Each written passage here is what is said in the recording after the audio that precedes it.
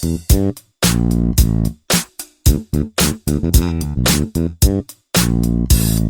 primeiro bate-papo de 2020 aqui no podcast da Abraço é sobre lac-free, ou seja, sem lactose, né? Evitar o consumo de lactose e essa relação com a osteoporose. A gente vai bater um papo com a Lígia Araújo Martini, nutricionista, mestre em nutrição pela Unifesp e doutora em nutrição também pela Unifesp, com pós-doutorado nos Estados Unidos. Ela é professora associada do Departamento de Nutrição da Faculdade de Saúde Pública da Universidade de São Paulo e é membro da Abraço, Associação Brasileira de Avaliação Óssea e Osteometabolismo.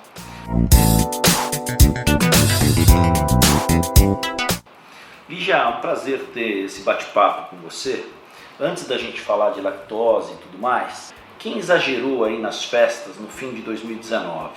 Como é que toma jeito em relação à saúde óssea? Quem exagerou muito em doce, em bebida alcoólica, nessa fase, é lógico que tem como recuperar. Não falo nem recuperar, né? Mas assim, não é que vai perder massa óssea ou ter um efeito negativo muito acentuado. Seria um efeito negativo muito acentuado se a pessoa continuasse comendo muito doce, muita bebida alcoólica, assim, modificando muitos hábitos de vida, né? Mas assim, olha, a recomendação, né, quem comeu muito doce, bebeu muita bebida alcoólica, muita gordura, é que volte à alimentação normal o mais rápido possível, né, assim que possível. Então, evitar os doces, a comida muito gordurosa, procura fazer bastante atividade física, né? Dar mais enfoque para atividade física, que seja uma caminhada, ou natação, ou corrida, alguma coisa assim. Aeróbica, né? Atividade aeróbica. Atividade aeróbica. Agora, no indivíduo que já tem osteoporose, aí é importante ter uma atividade física assistida, né? Com um profissional da educação física para também não ter algum efeito negativo, né? Risco, né? Algum risco, exatamente. E uma coisa que eu falo muito importante, assim, né? Vai caminhar exposto ao sol, porque ele já está sintetizando a vitamina D, aproveitar essa fase de verão, que é onde a gente mais sintetiza a vitamina D. Então, fazer uma caminhada ao ar livre, exposto ao sol, é uma medida extremamente importante para ir recuperar esse abuso que teve no final do ano. E comer bastante salada, verdura, né? Não é só isso, mas eu acho que o principal, assim, não continuar comendo muito doce e bebida alcoólica, que também tem um efeito negativo, né? Quer dizer, em exagero. Quem chegou ao fim de 2019, se rendendo às tentações aí de panetones, rabanadas, espumantes, vinhos e por aí vai, dá para consertar? Dá para consertar, dá. Então procura voltar, né, para uma alimentação saudável e eu sempre falo, né, caminhar exposto ao sol, que é a melhor coisa que tem. Então aproveita o verão, né, as férias e vai caminhar exposto ao sol. Por causa da vitamina D? Por causa da vitamina D, por conta da vitamina D, que essa época do verão é onde a gente mais sintetiza a vitamina D e uma caminhada é uma atividade aeróbica importante, né? Então assim, passa filtro solar no rosto e tudo, e tendo só os braços e as pernas expostos ao sol, você já vai sintetizar a quantidade necessária, vai fazer um bom estoque de vitamina D para continuar aí durante o ano, né? Lígia, vamos começar nosso bate-papo então sobre um assunto que tem sido muito recorrente e que tem muita coisa publicada na internet, como tudo na vida a gente vê muita coisa muito boa e muita coisa com muita informação equivocada, com aquela nuance de fake news, aquela nuance de que é uma informação técnica que não se confirma na prática, né? Essa questão da intolerância à lactose, que se você faz uma busca na internet, embora o termo correto seja intolerância à lactose, você também encontra gente falando em alergia à lactose, né? Como é que é isso? Que panorama é esse que de repente a lactose virou uma inimiga comum, digamos assim? Primeira coisa, né? A gente tem intolerância à lactose e alergia, na verdade, é alergia à proteína do leite, que a alergia à proteína do leite se manifesta logo no bebê, quando ele começa a amamentar, ele vai ter vários sintomas e aí tem que parar mesmo de tomar leite, né? Então é uma outra situação muito mais grave. E mais rara. Mais rara, Quando tem alergia à proteína do leite, já descobre quando o bebê, quando começa a amamentação, né? Ou quando, na verdade, não é uma amamentação amamentação ao peito, né? É quando começa a introduzir leite de vaca, porque é alergia à proteína do leite da vaca, não é da mãe, né? Então aí já manifesta e não tem como. Agora, a intolerância à lactose, a lactose é um açúcar, né? O açúcar do leite. E grande parte da população tem intolerância à lactose, só que tem graus diferentes, né? Então, a gente estima que mais ou menos 70% da população no Brasil tem intolerância à lactose. Só que em diversos graus. Tem gente que é uma intolerância, algumas pessoas, né, muito mais acentuada, então ela toma um pouquinho de leite, já tem sintomas, e tem outros que vão ficar muito bem, toma um pouco de leite, toma um iogurte, um queijo e não vai ter nenhuma manifestação clínica, né? Não tem. Por exemplo, uma das principais manifestação ou o sintoma que as pessoas falam, assim, tem muito sintoma gastrointestinal, ou tem diarreia, ou fica com o abdômen inchado e se sente desconfortável. Estufado, as pessoas relatam, né? Uma coisa de... Tô com a barriga estufada, com uma sensação de desconforto. Exatamente isso, né? Então, esses sintomas são os sintomas comuns mesmo, né, da intolerância à lactose, e ela se manifesta, como eu te falei, em graus diferentes. E quais são os sintomas mais raros, Lígia? Em relação, por exemplo, a gente ouve, vez por outra, a gente vê na internet e tudo mais, pessoas dizendo que a intolerância à lactose levou a uma coisa de uma sensação de estar, entre aspas, empaturrado, como se quisesse vomitar, coisa assim. Também, porque normalmente assim, são todos sintomas gastrointestinais. Esses são os principais sintomas que as pessoas... E aí cada um manifesta de alguma maneira, né? Sim. Então fica isso, eu tomei o leite, eu comi um queijo e fiquei com essa sensação, né, que eu queria vomitar, fiquei empanturrado. Agora sim, as manifestações mais intensas e as perigosas são de fato assim, diarreia, que o indivíduo vai desidratar porque vai perder muita água, né? Então isso é um sintoma grave. E tem muita gente que tem reação alérgica também, né? Desenvolve muita coceira e às vezes uma alergia muito intensa também pode ser uma situação grave. Mas esses casos são os casos mais raros, né? Não é o que a gente observa, que a maioria das pessoas comentam, né? O que a gente vê por aí, como você fala, na mídia, na internet, o que a gente lê em revistas que compra na banca de revista, né? Isso são esses sintomas mais gastrointestinais e que as pessoas reclamam mesmo que está se sentindo empanturrada. Mas essa questão da intolerância à lactose, ela tem essa dimensão que tem sido trabalhada? Não. Ela é esse bicho de 7 cabeças? Não é. Eu acho assim, existe um boom, né? Agora o leite virou o vilão da história, como já foi o ovo há muito tempo atrás, né? Não podia comer ovo porque ovo era uma bomba de colesterol. Hoje em dia passou a ser o leite, né? Então o leite é o vilão de tudo, tomar leite não pode mais, e aí... virou esse boom da coisa da intolerância à lactose.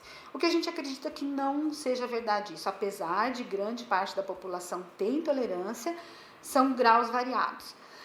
O diagnóstico tem que ser feito de uma maneira clínica, né, feito no laboratório, são alguns testes para se detectar de fato que o indivíduo tem intolerância à lactose, né?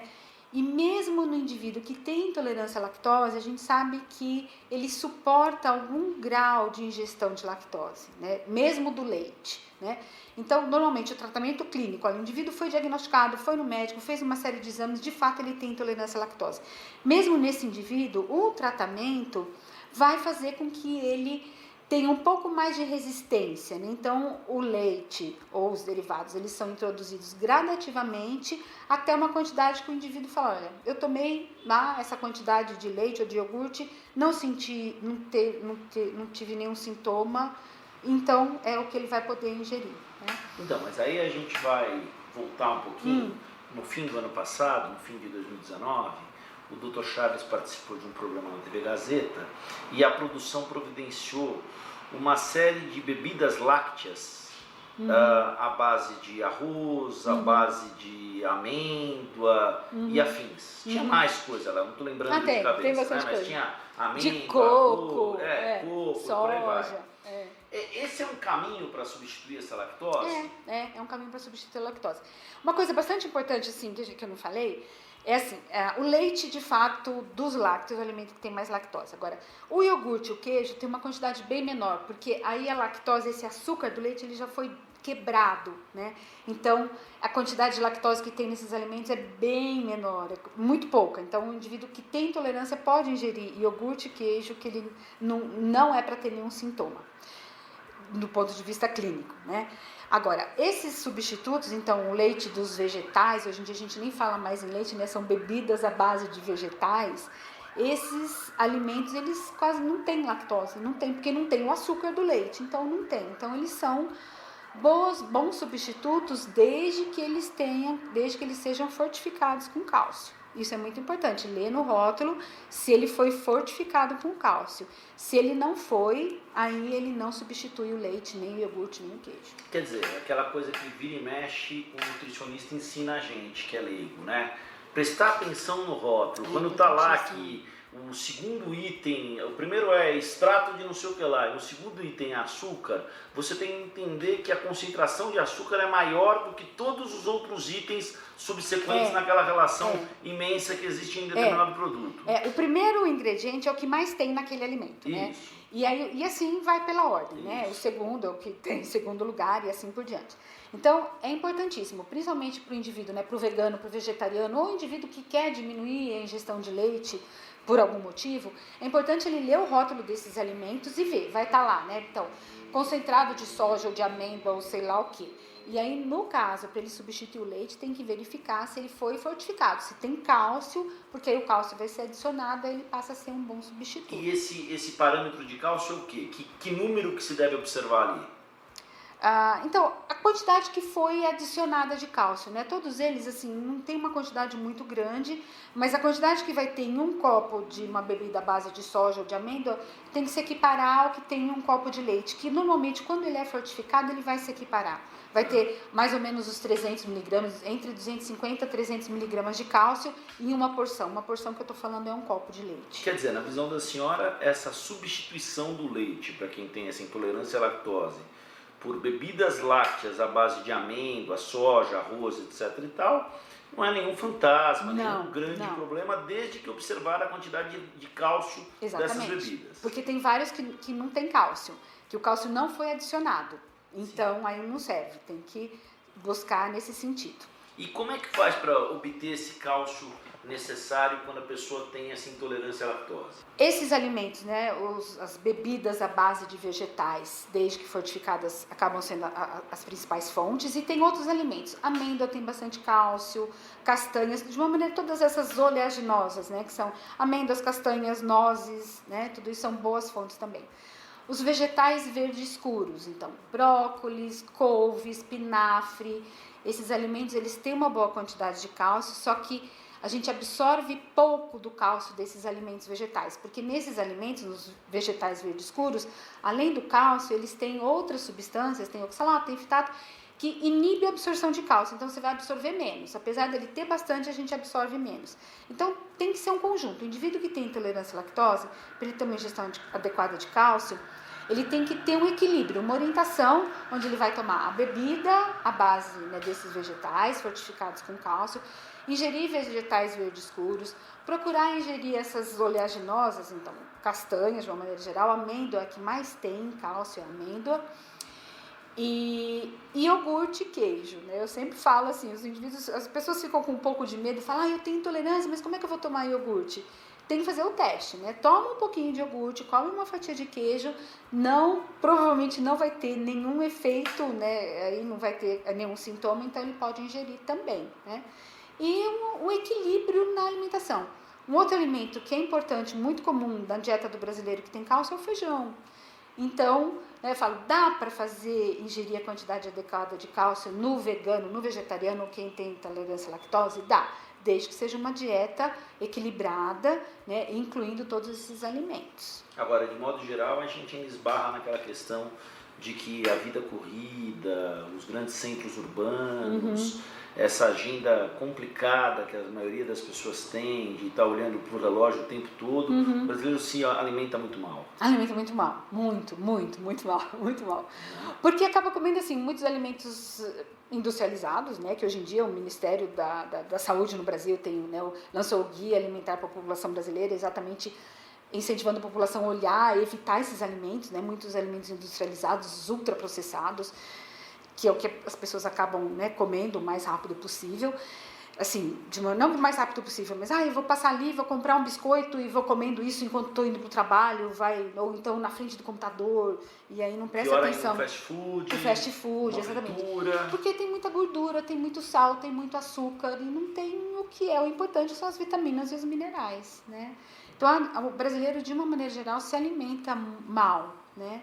E aí os nutricionistas, os médicos estão nesse esforço de trazer a população para a consciência de que o quanto é importante ele ter alimentos in natura, cozinhar em casa. Vai comer na frente do computador, no trabalho? Pode comer, mas traz o alimento de casa. E né? A gente não tem uma dimensão, às vezes, Lígia, de que a obesidade já é uma patologia, né? Já é uma patologia. Esse é um problema também, né? Então, a gente trata, às vezes, o gordinho como fofinho, como uma coisa, olha, tá bonitinho, tá tudo bem. Então, tem uma certa questão a se trabalhar no sentido de repensar processos, né? Que envolvem infância, que você começa muito desde cedo. Mas você falou que a lactose, ela é o açúcar do leite. Isso. Né? E qual a importância dessa lactose para o organismo? Bom, a lactose, assim, é uma fonte de açúcar. O organismo, a gente precisa de açúcar, a gente precisa de carboidrato, né? O organismo, todo mundo precisa de carboidrato pro sistema, para a fisiologia, pro corpo trabalhar adequadamente. Então, a lactose é um açúcar, é um carboidrato que também é importante. Então, se a gente pensar, olha, o bebê, da onde vem o carboidrato na alimentação do bebê, né? Aquele que está amamentando, que a mãe está amamentando, da lactose, que é o açúcar do leite, né? Então ele tem uma função importante, que é fornecer um carboidrato. É lógico que não é o açúcar que a gente está falando, não é como a sacarose em exagero. O açúcar, quando a gente fala em açúcar, mas eu não posso comer açúcar engorda. Sim, o que engorda? A sacarose, aquele açúcar que está lá no açucareiro que a gente adiciona. Isso sim, não o açúcar natural que tem nos alimentos. Então, é a mesma coisa, a frutose das frutas, né? O açúcar da fruta, que é uma fonte de açúcar importante. A lactose do leite, que é um açúcar natural, está lá no alimento que a gente vai ingerir. E que é importante para o organismo. Que é importante para o organismo, exatamente. Tá. Exatamente. E quando essa ingestão de cálcio, ela é muito abaixo da recomendada, e aí? Então, aí vai esse trabalho da gente introduzir os alimentos, os principais alimentos, né, fontes de cálcio na alimentação, não único exclusivamente o leite, mas queijo, iogurte, os vegetais, né, que a gente já falou um pouquinho aqui. E agora, no indivíduo que, por exemplo, como eu te falei, naquele indivíduo que tem a alergia à proteína do leite da vaca, que ele não vai tomar leite mesmo, né? Nem tomar iogurte, nem queijo, nem nada. Nessas situações é importante fazer a suplementação de cálcio. Suplementação com o suplemento que a gente compra lá na farmácia, que o médico prescreve. Uma pessoa com um coeficiente de cálcio baixo no organismo é uma pessoa mais propensa a desenvolver problemas ósseos. Esse é propensa, né? Não é que ela vai ter osteoporose, mas a chance dela ter osteoporose é maior. Sim. E uma coisa bastante importante, né, que eu insisto muito, é assim, a prevenção da osteoporose, ela se inicia, falo, lá dentro do útero da mãe, né? Porque a alimentação da mãe é importante no desenvolvimento saudável dos ossos do bebê, né? Então, a mãe tem que prestar atenção na alimentação dela também para garantir. Então, assim, e a prevenção da osteoporose de fraturas, ela vai se iniciar na criança, né, lá no útero da mãe, durante a infância, adolescência e a idade adulta. A adolescência é a fase principal de formação do osso. Então, assim, os nossos adolescentes, a gente sabe que eles comem muito mal, e é a fase principal de consolidação óssea, onde a recomendação de cálcio no adolescente é a maior de todas, né? Assim, é até maior do que no idoso. Então, o adolescente precisa comer 1.300 mg de cálcio e o idoso 1.200. Aí varia um pouco de acordo com a faixa etária, se ele já tem osteoporose ou não, né? Então, é uma fase de muito trabalho do nutricionista, do médico, com o adolescente. Já para ele preservar, para ele evitar a fratura na vida adulta. E os veganos, como é que eles fazem? Então, o vegano, ele tem muito dessas fontes, como os vegetais verdes escuros, o feijão, que são fontes importantes. Ele consegue ter a ingestão adequada de cálcio se ele fizer uma dieta adequada, balanceada, né? Não é só falar, agora eu não vou comer, não vou tomar mais leite, não vou tomar iogurte nem queijo, não vou comer mais carne e não tiver uma alimentação balanceada, né? Ele tem que ter uma alimentação balanceada, com a recomendação do médico, nutricionista e algum profissional de saúde, que tenha conhecimento na alimentação que vai recomendar. Aí ele não vai ter problema nenhum, né? Não vai ter problema. Não é que não vai ter problema, porque a alimentação não é o único responsável pelo indivíduo ter osteoporose, né? Mas ele pode ter a alimentação do vegano, desde que seja uma alimentação saudável e balanceada, que ele também vai prevenir osteoporose e fraturas, desde que ele ingira esses alimentos que a gente sabe que são fontes importantes de cálcio. E a gente abriu o bate-papo falando para quem enfiou o pé na jaca aí, né, no fim de 2019, nas festas de Natal, de Ano Novo e tudo mais, falando da importância de, dá para compensar, nem tudo está perdido e tal, mas tem que caminhar ao ar livre, tem que caminhar à luz do sol, tudo mais. Qual é a relação que existe no cálcio e a vitamina D? Bom, a vitamina D, ela é importante para a absorção do cálcio, né? Isso é uma coisa, para absorver o cálcio da alimentação. Lá no intestino a gente precisa ter vitamina D, porque ela é um dos fatores que vai favorecer a absorção do cálcio que a gente ingere. Também nos ossos, né? A vitamina D lá no osso, ela também favorece a fixação do cálcio no osso, né? Então, assim, eles caminham juntos, são nutrientes que caminham juntos. Eu preciso ingerir adequadamente cálcio e vitamina D para que aquele cálcio seja absorvido da maneira adequada que eu preciso, né? Então, são nutrientes que se complementam, né? Se complementam. Daí eles se complementam. Um leva ao outro, né? É. O volume de vitamina D ajuda no processo de absorção de cálcio. Exatamente. Aí tem uma outra informação que também parece muito interessante. A senhora falou mais uma vez aí do consumo de leite, né? Os países com grande consumo de leite, os Estados Unidos e o Brasil, eles apresentam uma tendência de alta nos índices de osteopenia e osteoporose. Por outro lado, países como a China e o Japão, em que o leite não faz não é tão presente na dieta, essa patologia parece ser menor. Existe uma explicação palpável para isso? Então, eu acho que porque aí não é só o cálcio, né? São os hábitos de vida, estilo de vida, né? E outros nutrientes que esses indivíduos ingerem que estão protegendo o osso. Eu acho que tem um componente genético muito importante, né, nessas populações. Eles desenvolveram, ao longo dos anos, algum gene que os protege, né, da osteoporose, de alguma maneira. Genes que desenvolvem de uma maneira maior, né, nesses indivíduos, e diferente nas populações, no brasileiro, no indiano, no oriental, no japonês, no chinês e assim por diante. E eles têm alguma coisa na alimentação deles que favorece também algum outro nutriente. Então, a soja, né, que é um alimento que ele tem vários nutrientes que são importantes para o osso também, né, as isoflavonas, que também faz parte, né, da alimentação deles e que protege o osso. Hábitos de vida, são indivíduos que caminham mais, né, que têm a atividade física maior. Ao mesmo tempo tem um lado interessante, né, que é a pirâmide etária brasileira também tem apontado o envelhecimento da população, uma tendência de envelhecimento. Então, em volumes absolutos, necessariamente o número vai ser maior com a tendência ao envelhecimento. Sim, vai ser maior, com certeza, vai ser maior. Por isso que a prevenção da osteoporose tem que começar lá na infância. Na adolescência é o pico, né? Então, é uma doença que a gente tem que prevenir. E quem foi relapso nisso tudo e chegou aí, homem ou mulher, chegou aí na meia-idade e falou assim, e agora? Como é que eu zero essa conta? Como é que eu zero essa dívida? Então, zero essa dívida buscando, né, uma alimentação saudável, ingerindo aí o iogurte, o queijo, os vegetais, fazendo atividade física, e ele já não está tudo perdido, não, tem como recuperar, né? Tem. E assim, o indivíduo idoso tende a aumentar essa intolerância à lactose, é normal também, é fisiológico, né? O idoso, conforme a gente vai envelhecendo também, essa intolerância à lactose, ela tende a se acentuar mais. Então, por isso que eu falo, né, é importante, muitas vezes no idoso, se ele já foi diagnosticado com osteopenia ou osteoporose, muitas vezes é necessário fazer a suplementação de cálcio, porque ele não vai conseguir ingerir a quantidade que seria recomendada para ele.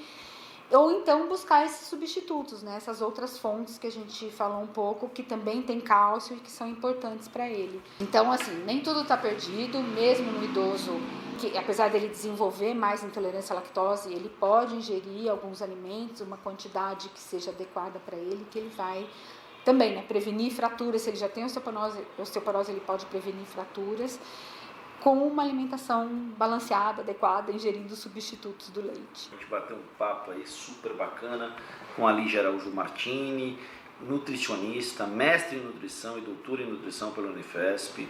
Ela fez pós-doutorado nos Estados Unidos, na Tufts University. é professora associada no Departamento de Nutrição da Faculdade de Saúde Pública da USP e também faz parte da nossa Abraço, da Associação Brasileira de Avaliação Óssea e Osteometabolismo. Num próximo bate-papo com ela, nós vamos falar de glúten, vamos entrar mais a fundo nesse assunto, mas isso fica para uma outra oportunidade. Valeu pelo bate-papo, obrigado pela sua atenção.